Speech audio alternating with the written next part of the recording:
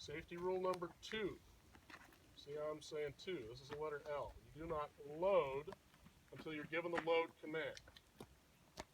Safety rule number 3. Keep your finger off the trigger until your sights are on the target. Safety rule number 4. You make sure those around you follow the safety rules. Let's talk about what those mean.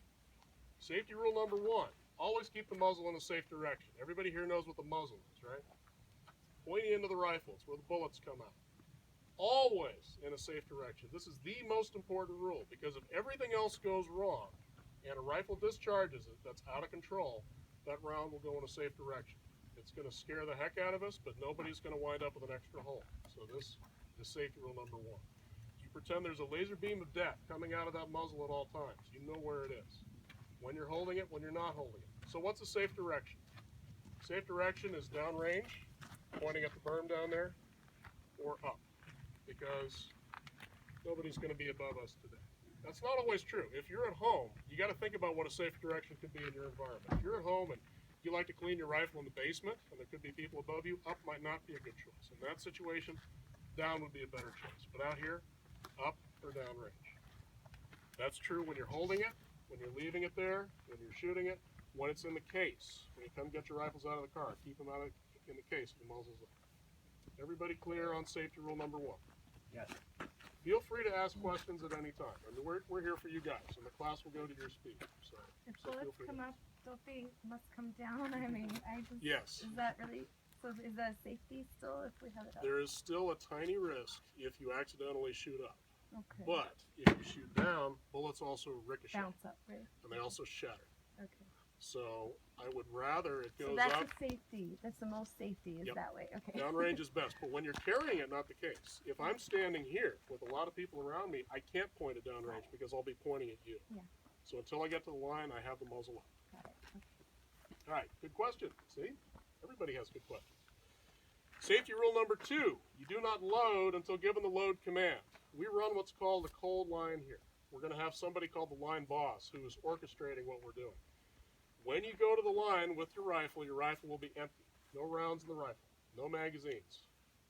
And you will not do that until the line boss looks around and makes sure everybody's where they belong, all the muzzles look good. Then you will get the load command. We'll talk about the line boss commands later. When you get the load command, go ahead and put rounds in the rifle, but until then, it's empty. Any questions about safety rule number 2?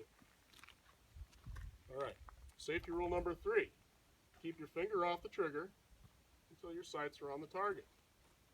How many times have you seen on the news or read the newspaper, something terrible happens, and the unfortunate person says, I don't know what happened, the gun just went off.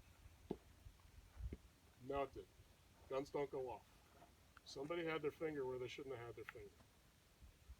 So what we do is, even if the muzzle's in a safe direction, your finger should be outside the trigger guard, unless you're looking down the sights and you're not just in a safe direction, you're actually on your target. If you're looking down the sights and you're on target, you have control of your rifle. At that point, you can put your finger on the trigger. You can also do something called dry practice.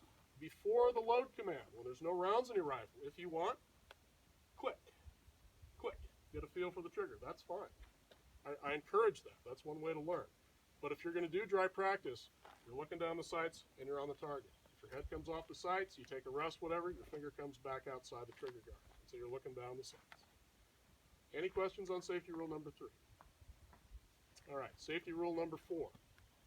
Make sure those around you follow the safety rules. You may have noticed that you guys outnumber us. There's a good chance if something funky happens, one of you is going to see it before we do. And if you see something that looks wrong, what do? Tell them about it. Okay, that's one thing. What else can you do? Let's say that you're next to me and I'm on the line and I'm getting my sling out and I'm not paying attention. My muzzle's going all over the place. What can you do? Yeah, you say, hey, dude, watch your muzzle. Or if it's really bad, you can reach out and hold it. Keep that muzzle away from you. I mean, you're not going to hit the guy or anything, but, you know, just try to guide them where they're going. The other thing you can do, if you don't know what to do, if there's something weird and you don't know how to stop it any other way, is you do this. Cease fire! Cease fire! Cease fire! Everybody owns a ceasefire command. Let's practice that to get used to it, get our body used to it. Everybody ready?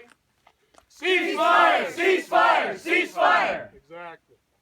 Now, everybody knows what that means. It means you don't shoot, you stay calm, you keep your muzzle where it belongs, you figure out what the problem is before you do anything else. You can say that at any time. You can say that when we're all back here. I mean, there's no chance anybody's going to shoot right now, but if you heard that command, you would know something weird was going on. Don't touch rifles. Figure out what the problem is before you do. That's the universal command.